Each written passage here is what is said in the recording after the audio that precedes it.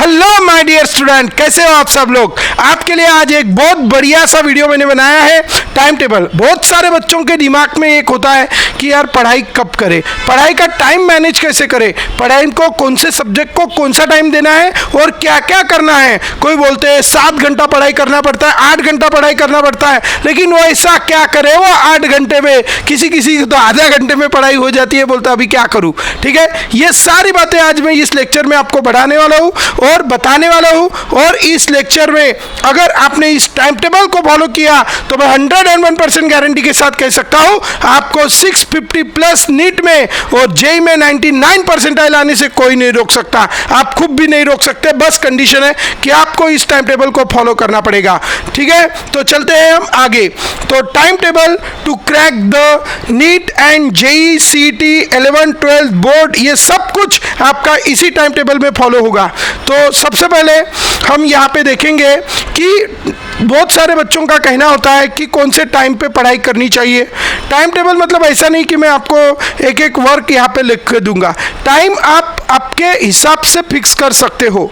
Time जो है ऐसा कोई मतलब कंपलसरी नहीं है कि आपको सिर्फ नाइट को ही, रात को ही पढ़ाई करनी है या दिन को नहीं करनी है या दिन को करनी है रात को नहीं करनी है, ऐसा कोई फिक्स नहीं होता। लेकिन कौन सा सूटेबल रहेगा, कौन सा अच्छा रहेगा, मैं यहाँ पे आपको ज़रूर बताऊँगा।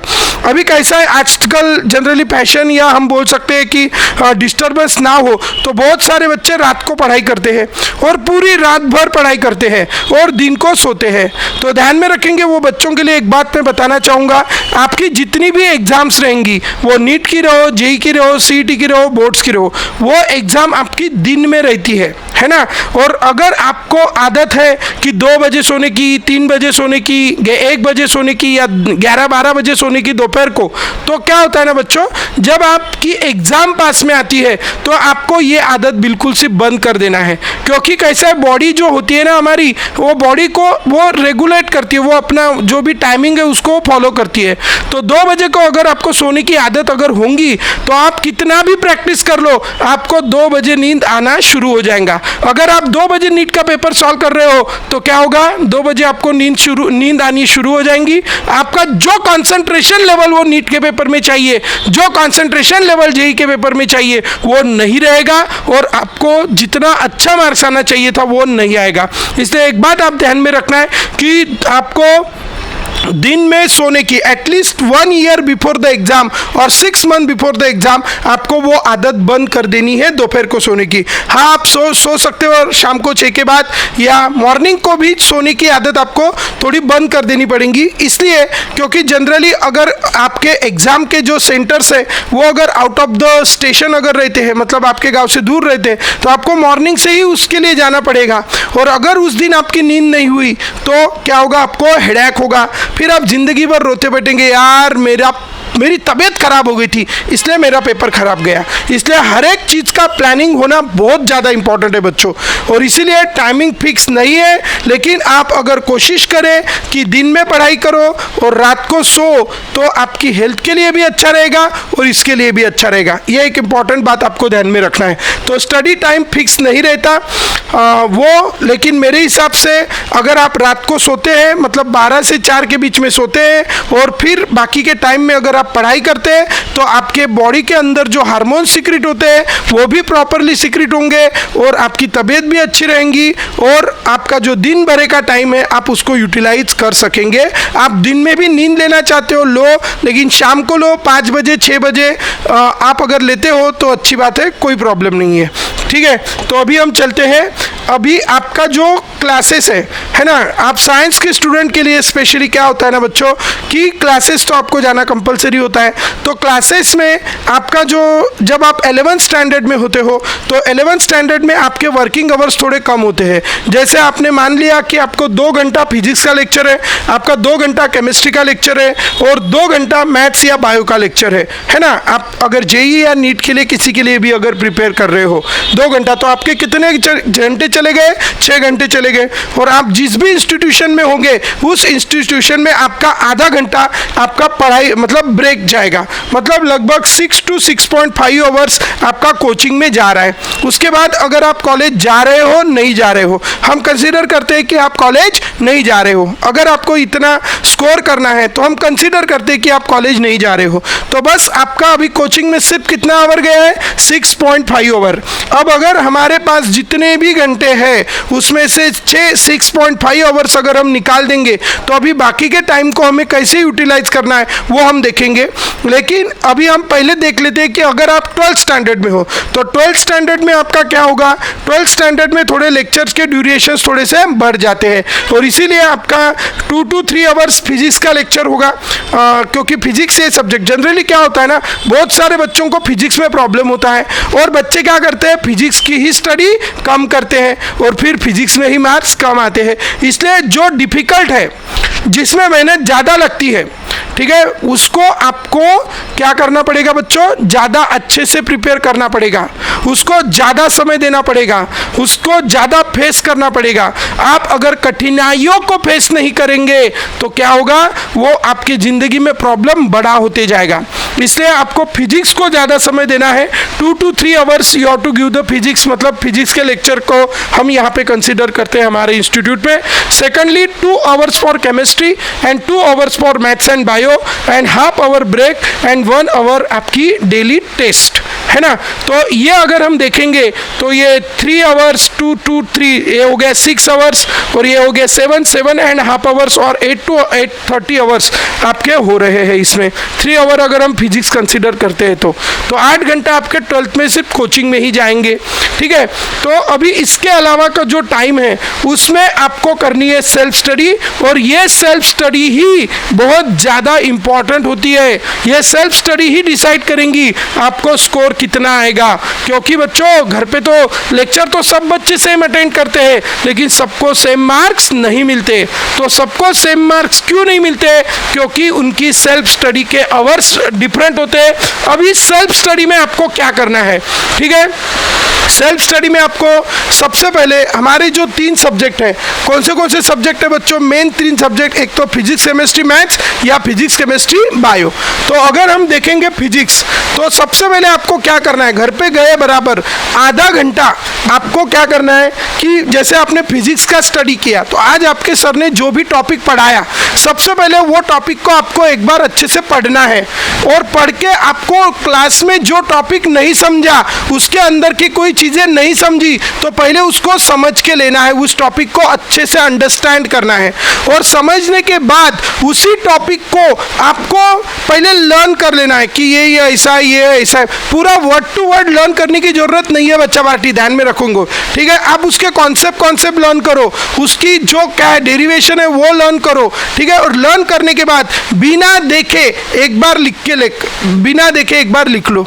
अगर आपको लिखते समय कुछ प्रॉब्लम उसमें जा रहा है तो आप क्या करो, फिर से एक बार उसको लिख के देखो। जब तक आप उसको बिना देखे नहीं लिख लेते तब तक आपको रुकना नहीं है, तब तक वो लिख के देखना है। तो ऐसा अपने फिजिक्स का अभी 1 घंटे के लेक्चर में कितना होता है, थोड़ा सा ही होता है, तो वो सारा आपका आधा घंटे में आपका फिजिक्स का पूरा आज जो आपके 2 घंटे में आपने फिजिक्स पढ़ा है उसको आपको पूरी तरीके से क्या कर लेना है, रिवाइज कर लेना है। तो आपको डेली टॉपिक की रिवीजन कैसी करनी है मैंने आपको ये अभी समझाया। रिवीजन करनी है, उसके बाद उस टॉपिक को लर्न करना है और उसको अच्छे से अंडरस्टैंड करना है। टॉपिक जो भी टॉपिक आपका उस दिन हुआ है, तो जो भी टॉपिक आपका क्लास में हुआ है वो टॉपिक आपका ओरली हो जाना चाहिए। यह सबसे पहले आपको चीज़ फॉलो करनी है। दूसरी बात, same is the condition with chemistry में भी आपको वही करना है। वो टॉपिक आपको आधा घंटा फिर से जिस तरह फिजिक्स का पढ़ा उसी तरह आपको केमिस्ट्री का पढ़ना है।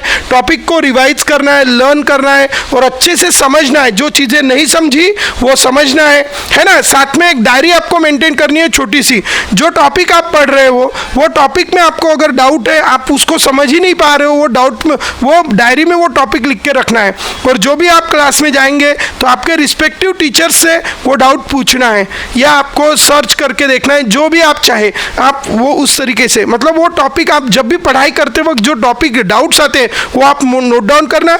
नहीं तो हमें होता है पढ़ाई करते वक्त डाउट आता है, क्लास में जाते हम भूल जाते हैं कि हमें क्या डाउट आया था, इसलिए वो डायरी में नोट डाउन करना और क्लास में जाके आपके सर को या मैडम को पूछना है। तो ये हो गया। Same is the condition with biology. Biology का भी रोज का जो पढ़ा है वो आपको क्या करना है, रिवाइज करना है, लर्न करना है और उसको ओरली करना है। और same is the condition with maths. ठीक है, तो ये हो गया आपका, मतलब आप 3 सब्जेक्ट को अगर पढ़ेंगे तो 1.5 आवर आपके इसमें चले गए। 1.5 आवर में आपने इतना सब किया है। अब 1.5 घंटा आपका सेल्फ स्टडी हो गया। अब आपको आधा घंटा और क्या करना है बच्चों, आधा घंटा आपको जितने भी सब्जेक्ट, जैसे भी फिजिक्स हो गया, केमिस्ट्री हो गया, मैथ्स हो गया, बायो हो गया, है ना, आपको क्या करना है, जो भी टॉपिक आज आपने पढ़ा, समझो आपने फिजिक्स के फॉर्मूले पढ़े तो आपको एक अलग से बुक बनानी है। तो आपको लगभग कितनी बुक बनानी है बच्चों, आपको 4 बुक्स यहाँ पे बनानी है। एक है कॉन्सेप्ट बुक, है ना, 4 बुक्स आपको बनानी है हर एक सब्जेक्ट के लिए, फिजिक्स के लिए, मैथ्स के लिए, केमिस्ट्री के लिए, बायो के लिए, जो भी है आपके सब्जेक्ट्स। कॉन्सेप्ट बुक, उस बुक का नाम रखेंगे और उस बुक में आप क्या करेंगे कि आपका जो भी आज के टॉपिक में जो भी आपने पढ़ा है ना, उसके अंदर जो भी कॉन्सेप्ट्स होंगे वो कॉन्सेप्ट आप उस बुक में लिख के रखेंगे। दूसरा, फिजिक्स में भी, केमिस्ट्री में भी, मैथ्स में भी और बायो में भी जो भी कॉन्सेप्ट, जो भी इंपॉर्टेंट चीज़ें आपको लगती है उसको आप सेपरेट निकाल के रखेंगे। ठीक है, अभी ऐसा आधे घंटे में आपको ये करना पड़ेगा। इसके पीछे का रीज़न क्या है बच्चों, क्यों कॉन्सेप्ट आपको अलग निकालने हैं? क्योंकि एक बात है, इस दुनिया में 80-20 रूल चलता है। अब ये 80-20 रूल क्या कहता है, जैसे आपको अगर पता है कि इस दुनिया में जितना भी पैसा है उसमें से मैक्सिमम पैसा कितने % लोगों के पास है, 20% लोगों के पास है। इस दुनिया में जितने भी बदमाश है ना, उसमें से जितने भी लोग हैं उसमें से अगर हम देखेंगे 20% लोग ही बदमाश है या थोड़े ही है, 80% अच्छे हैं। तो कोई भी चीज़, उसी तरह जो भी रिजल्ट लगता है, पढ़ाई, बहुत ज़्यादा पढ़ाई कितने बच्चे % करते हैं, 20%। उसी तरह आपका, अभी तो बहुत सारे ऐसे एग्जाम्पल है, लेकिन एक बात मैं यहाँ पे बताना चाहूँगा कि आपका जो पेपर आता है वो paper 20%, 80% paper comes from 20% syllabus. ये बहुत इंपॉर्टेंट लाइन है बच्चों, ध्यान में रखना। क्या, 80% पेपर कम फ्रॉम 20% सिलेबस। तो व्हाट इज दैट 20% सिलेबस? हर एक सब्जेक्ट में, अभी मैं केमिस्ट्री पढ़ाता हूँ तो केमिस्ट्री के बारे में मैं आपको यहाँ पे डिटेल में बताऊंगा कि जैसे जो भी आपका बोर्ड का पेपर रहो, एंट्रेंस का पेपर रहो, सीईटी का रहो, नीट का रहो, कोई भी पेपर रहो, उसमें हर एक यूनिट में कुछ ऐसी बातें होती है जो बार बार हर साल रिपीट होती है। जैसे अगर हम केमिस्ट्री की बात करेंगे, केमिस्ट्री में एक टॉपिक है नेम रिएक्शन। अब आपको ज़्यादातर क्वेश्चन नेम रिएक्शन के ऊपर ही देखेंगे अगर ऑर्गेनिक केमिस्ट्री का पेपर है तो। अभी ओवरऑल हमारे पास 100 रिएक्शन है, लेकिन उसमें से नेम रिएक्शन 100 या 150-200 रिएक्शन है हमारे पास, लेकिन उसमें से नेम रिएक्शन सिर्फ कितनी है, 20 या 30 या 40, बस 20 या 30 रिएक्शन है। बस आप उन 30 रिएक्शन को इतना खतरनाक रट के जाओ तो आपको क्या होगा, 100% या 90% आपको उसमें से क्वेश्चन मिलेगा, मतलब मिलेगा। अभी टोटल रिएक्शन कितनी है बच्चों, 200, 300, 400 रिएक्शन है, उसमें से 20% मतलब लगभग 20 से 30 रिएक्शन, ये कितनी को रिएक्शन हो गई, 20% हो गई। और उसमें से क्वेश्चन आने की पॉसिबिलिटी कितनी है, 80%, है ना। 80 to 90% क्वेश्चन आपको वही से मिलेगा, नेम रिएक्शन से ही मिलेगा। तो ये इसको बोलते हैं क्या, 80% पेपर कम्स फ्रॉम 20% सिलेबस। इसीलिए आपको अभी से जो रोज का आप पढ़ाई करते हो, उस रोज के पढ़ाई में आपको एक बुक बनानी है, उस बुक का नाम है 20% बुक। अब 20% बुक क्या है, एक तो कॉन्सेप्ट जो बड़े इंपॉर्टेंट होते हैं उस पर भी डायरेक्ट क्वेश्चन आता है, या हम बोल सकते हैं वो कॉन्सेप्ट के बेसिस पे हम आगे का पढ़ने के लिए हमें मदद होती है। और दूसरा 20% बुक, मतलब आपके टीचर जब पढ़ाते हैं तो वो लिखा के देते हैं ये टॉपिक बड़ा बड़ा इंपॉर्टेंट है, वेरी वेरी इंपॉर्टेंट, इसकी आने की पॉसिबिलिटी ज़्यादा है। अब वो टॉपिक को वो 20% बुक में लिख लो। फॉर्मूले, जैसे कोई भी फिजिक्स में अगर देखा जाए तो मैक्सिमम क्वेश्चन न्यूमेरिकल बेस्ड होते हैं, तो आप सारे यूनिट के फॉर्मूले आपके लर्न होना जरूरी है, वो आप 20% बुक में लिख लो। ठीक है। जो लॉज होते हैं, जो रूल्स होते हैं, वो बड़े इंपॉर्टेंट होते हैं। जो भी लॉज है, रूल्स है, एक तो वो लॉज या रूल एज इट इज आते हैं या उसके ऊपर के न्यूमेरिकल्स आते हैं। तो इसीलिए आप वो 20% बुक में क्या लिख दो, लॉज एंड रूल्स, है ना, और उसके ऊपर के 2-4 न्यूमेरिकल कैसे सॉल्व करना उसकी ट्रिक लिख दो, है ना। और ये 20% बुक में क्या करेंगे आप, 20% बुक हर एक सब्जेक्ट का अलग अलग बनेगा। जैसे फॉर एग्जांपल कोई भी यूनिट है, वो यूनिट को हम समराइज करके उसमें लिख देंगे, है ना। जैसे मैं केमिस्ट्री की बात अगर करूं बच्चों, तो केमिस्ट्री में हमारे पास क्या होता है, केमिस्ट्री में जैसे फॉर एग्जांपल हमारा कोई यूनिट है, जैसे अभी लेटेस्ट वाला हम यूनिट लेंगे, जैसे फॉर एग्जांपल हमारे पास सॉलिड स्टेट यूनिट है। तो सॉलिड स्टेट यूनिट में पहला टॉपिक है टाइप ऑफ सॉलिड, फिर टाइप ऑफ सॉलिड में है आयोनिक सॉलिड, मेटालिक सॉलिड, ये सॉलिड वो सॉलिड, फिर उसको टेबुलर फॉर्म में कन्वर्ट करके रखो, है ना। जैसे वहाँ पे है number of particle per unit cell, तो 3 टाइप के unit cell, HCC, BCC and FCC. उसके लिए number of particle per unit cell, उसके बाद उसकी डेंसिटी, उसके अलग अलग लगभग जो आपके बुक में 10 पेज का मैटर है वो आप आधे पेज में उसको कन्वर्ट करके रख सकते हैं। लेकिन कंडीशन ये है कि टाइम पे हमें वो रिकॉल नहीं होता, इसलिए उसकी बार बार बार बार आपको रिवीजन करने की जरूरत है। तो उसको कहते हैं हम 20% बुक। तो जो भी यूनिट है 10 पेज का, 20 पेज का, 25 पेज का यूनिट है, आप उसको रोज का धीरे धीरे धीरे धीरे उसको क्या करते जाओ, समराइज करते जाओ। और रोज का आज समझो फिजिक्स का बनाया, कल केमिस्ट्री का बनाओ, परसों मैथ्स का बनाओ, परसों बायो का बनाओ, समझ गए। तो ऐसे टेबुलर फॉर्म में पूरे यूनिट को समराइज करके आप अभी से रखो, अभी से, है ना। तो क्या होगा, आपकी उसकी बार बार बार बार आप क्या कर पाएंगे, रिवीजन। तो 1.5 घंटा आपने टॉपिक को रिवाइज किया, आधा से 1 घंटा आप उसको टेबुलर फॉर्म में कन्वर्ट करेंगे, कॉन्सेप्ट बाहर निकालेंगे, नेम रिएक्शन बाहर निकालेंगे, उसकी लॉज एंड रूल्स बाहर निकालेंगे, है ना। मतलब क्या है कि आप इतना बड़ा सिलेबस है उसको आप इतने में कन्वर्ट कर रहे हैं, जो बहुत ज्यादा इंपॉर्टेंट है, जहां से क्वेश्चन आने की पॉसिबिलिटी बहुत ज्यादा है। ध्यान में रखना बच्चों, है ना। मेहनत सारे करते हैं लेकिन टॉपर 20% क्यों आते हैं, वो कहते हैं winners don't do different things, they do the things differently, है ना। विनर्स कोई अलग काम नहीं करते, वो वही काम करते हैं लेकिन डिफरेंटली, अलग तरीके से करते हैं। ये है वो अलग तरीका, समझ गए। इस तरीके से आपको काम करना है, ठीक है। आपको इतने मग्न हो जाएंगे आप काम करने में कि आपको लगेगा यार 4 घंटे भी कम पड़ रहे पढ़ाई करने को, ठीक है। ये काम करना है, अभी से करके रखना है, ठीक है। तो ये हो गया आपका 80% 20% रूल। क्या करना है, टेबुलर फॉर्म्स, टेबुलर फॉर्म समझ गए। अभी टेबुलर फॉर्म में उसको कन्वर्ट करने की कोशिश करनी है। सेकेंडली समराइज करना है, टॉपिक को क्या करना है, समराइज करना है, और सिलेबस एटसेट्रा। तो ये हो गया हमारा 80-20% रूल। अब इस रूल के बाद हम और कुछ बातें यहाँ पे देखेंगे। तो ये हो गया अपना कितना घंटे का शेड्यूल हो गया, 2 घंटे का। अब 2 घंटे के बाद आपको और आधा घंटा आपको क्या करना है, और आधा घंटा आपने जो भी टेबुलर फॉर्म्स है उसको रोज आपको देखने हैं, रोज तीनों सब्जेक्ट के। आप ऐसा एक बना दो कि आज 2 दिन बाद तो भी वो चेक होना ही चाहिए, जो भी कॉन्सेप्ट है वो आपके बिना देखे आपको एक बार रिकॉल करना है।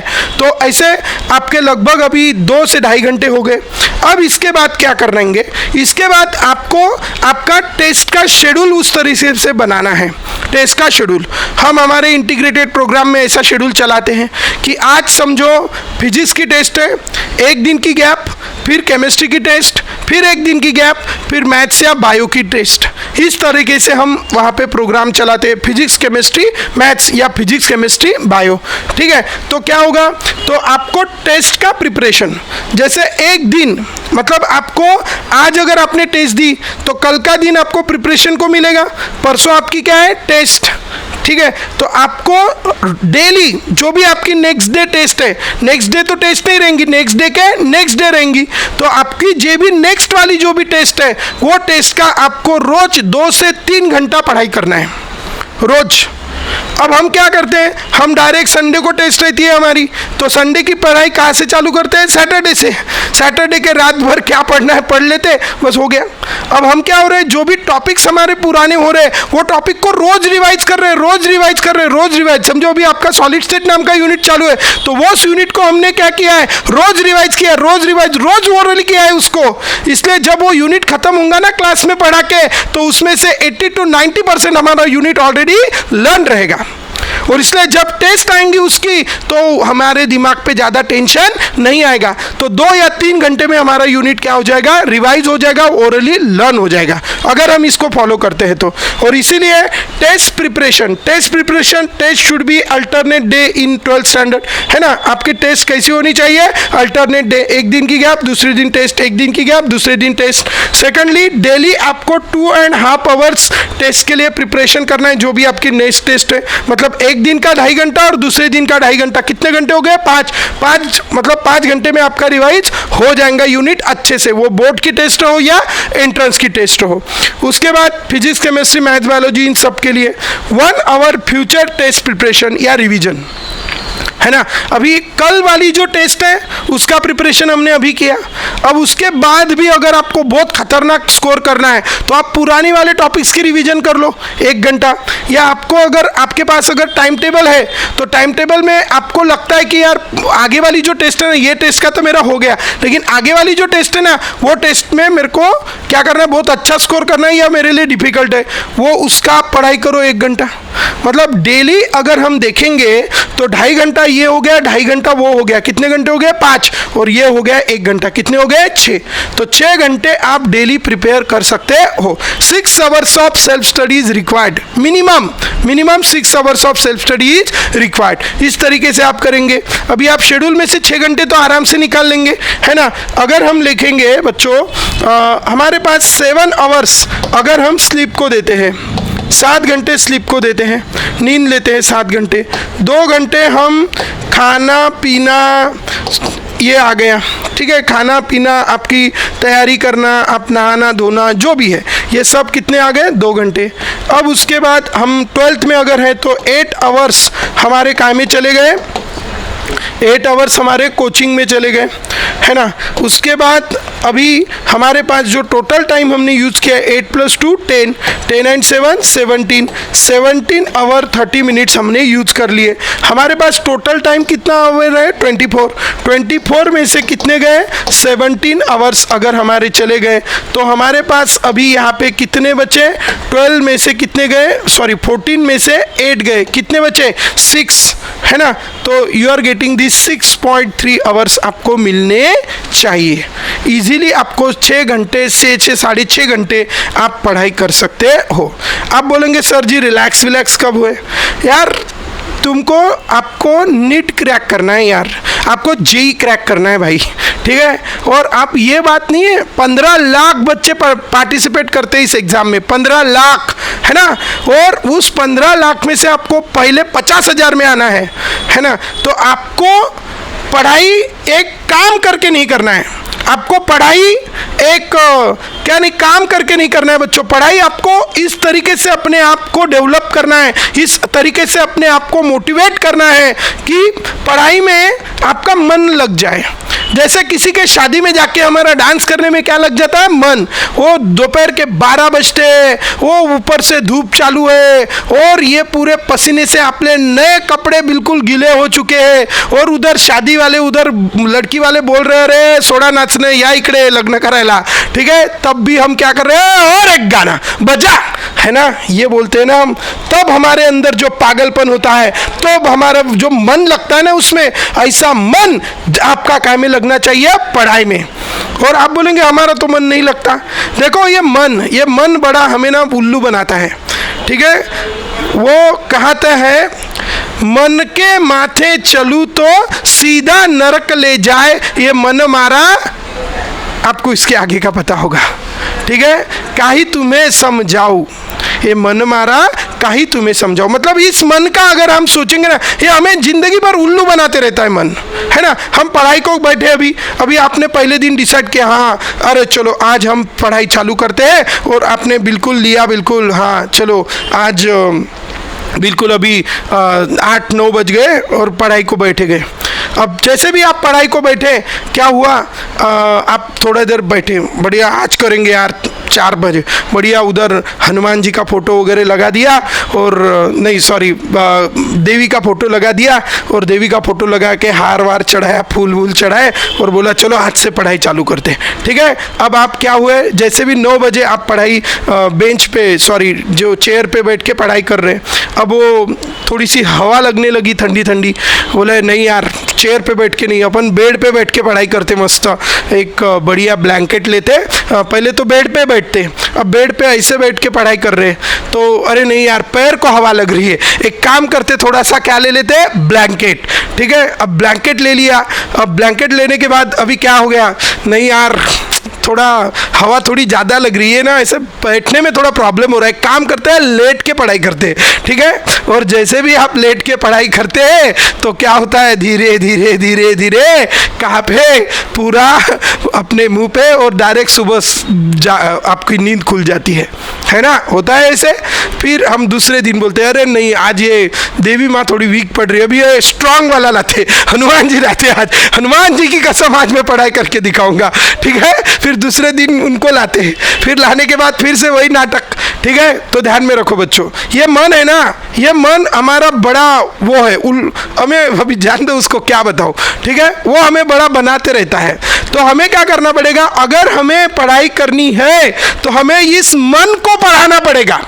अब इसने बोला ना क्या लग रही है, ठंडी लग रही है, ठीक है, या इसने बोला कि यार आज के दिन ना रहने देते हैं, आज कल से शुरू करते, कल से बढ़िया दिन है, कल शनिवार है, मुहूर्त है, हनुमान जी का दिन है, कल से शुरू करेंगे। ठीक है, तो इसको बताना हम, हाँ कल से काय को, कल एक काम करना ना, कल छुट्टी लेना ना, आज ही कर ले, कल तू पूरी छुट्टी, कल कुछ भी काम नहीं करेंगे, कल पूरी छुट्टी, आज कर ले, आज 2 घंटा कर ले, कल छुट्टी। वो हमें उल्लू का पट्टा बनाता है ना, हम उसको बनाना है, बताओ लड़ो उसके साथ, बोला तू टेंशन मत ले, कल ना तू 2 घंटे पढ़ाई करने वाला, 2 घंटे नहीं तो कुछ भी पढ़ाई मत कर, कुछ भी पढ़ाई, कल कुछ भी पढ़ाई नहीं करेंगे, आज कर लेंगे 2 घंटे अभी। ठीक है, तो वो ऐसे कैसे नहीं मानेंगे। जैसे भी मन बोलता है ना, अपने को खुद के ऊपर खुद का कंट्रोल होना चाहिए, सबसे इम्पोर्टेंट, और आपको वो इंटरेस्ट आपको लाना पड़ेगा बच्चों, पढ़ाई में वो इंटरेस्ट आपको लाना पड़ेगा, है ना। हमें पढ़ाई कैसी करनी है, जैसे शादी में हम मन हो खुद के मन से डांस करते ना, वैसे पढ़ाई करनी है। ठीक है, तो वो पढ़ाई आपकी कैसी होंगी, कैसे आपका मन उसके अंदर आएगा, कैसे वो पढ़ाई होंगी, तो उसके लिए जैसे एक कहावत है, ठीक है, जैसे आपका मन नहीं भी लग रहा, ठीक है, एक कहावत है हिंदी में, जिससे क्या करो, प्यार करो, जिससे प्यार करो उससे शादी कर लो, और अगर उससे शादी ना हुए, किसी दूसरे से शादी हो जाए, तो जिससे शादी हो गई उसको प्यार करना शुरू कर दो। वैसा आपके साथ है, आपने चाहा था मेरे को ये लेना है, वो लेना है, वो करना है, वो करना है, वो करना है, ये जो कुछ भी करना है, लेकिन नहीं हो पाया।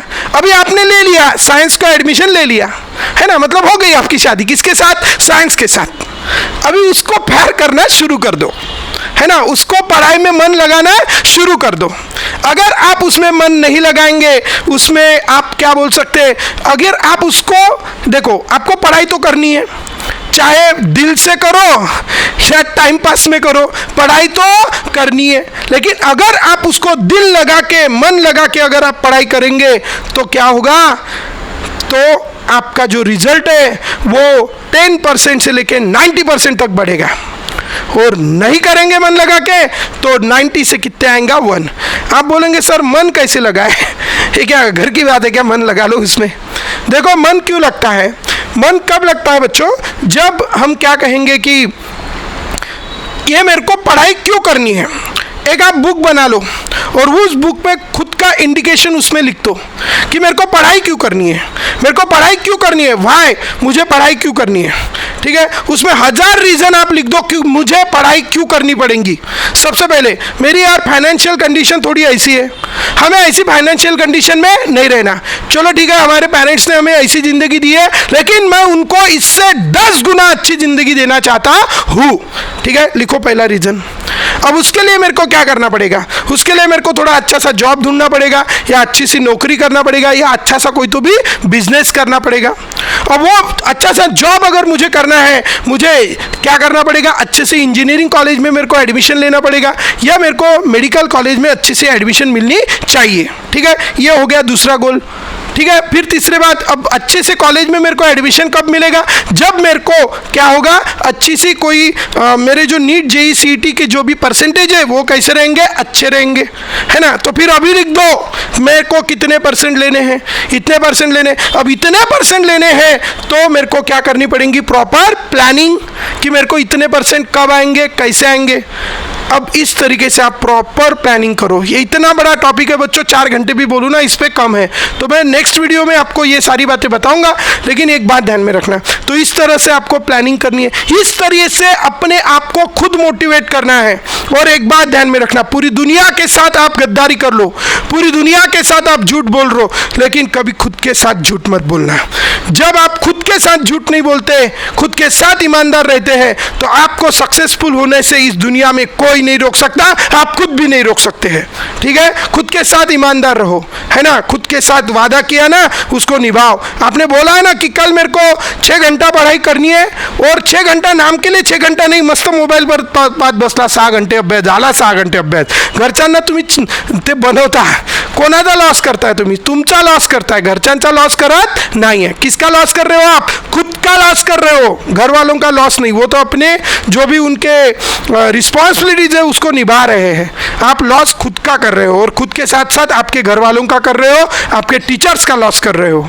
ठीक है, तो ध्यान में रखना है बच्चों। तो ये 6 घंटे का प्रिपरेशन, तो प्रिपरेशन में आपको क्या करना है, रिवाइज करने all the topics, try to solve MCQ on the given topic. ये जो 1 घंटा मैंने एडिशनल बताया है, जो भी आपकी अगर बोर्ड की टेस्ट है तो थ्योरेटिकल की प्रैक्टिस करो, और 1 घंटा आपकी अगर काय की टेस्ट है, एमसीक्यू की टेस्ट है, तो आपके टीचर्स ने कुछ क्वेश्चंस आपको ऑलरेडी सॉल्व करवा के दिए होंगे एमसीक्यू, उसको एक बार चेक करो, उसके अंदर के कॉन्सेप्ट कुछ निकाल के रखो। सेकंडली, आपके टीचर्स ने कुछ नए डीपीपी या नए कुछ बुक्स वगैरह के क्वेश्चन आप सॉल्व करके देखो, उसको सब टॉपिक को जो समराइज किया उसको बार बार क्या करो, रिवाइज करो। ठीक है, इफ टेस्ट नॉट शेड्यूल, ठीक है, तो अगर समझो 2-3 दिन टेस्ट नहीं है, तो आप पुराने जो टॉपिक्स है, जो पहला यूनिट है, दूसरा यूनिट है, उस सबको क्या करो, रिवाइज करो।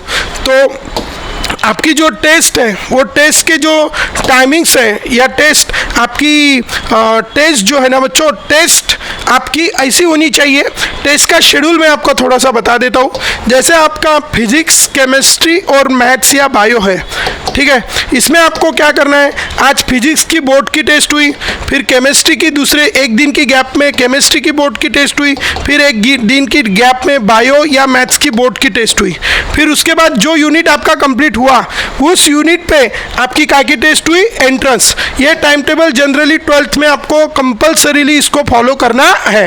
ठीक है, फिर उसी 1 यूनिट पे एंट्रेंस की टेस्ट हो गई, उसी 1 यूनिट पे केमिस्ट्री की एंट्रेंस हो गई, और इसकी भी क्या हो गई, एंट्रेंस, है ना। फिर अभी जो नेक्स्ट टेस्ट आएंगी, उसमें आपकी एक ऐसी टेस्ट बीच में रखना चाहिए कि फिजिक्स का 1 यूनिट जो आपकी बोर्ड एंट्रेंस हो चुका है, केमिस्ट्री का 1 यूनिट, और मैथ्स या बायो का 1 यूनिट, और ये टेस्ट आपकी होनी चाहिए।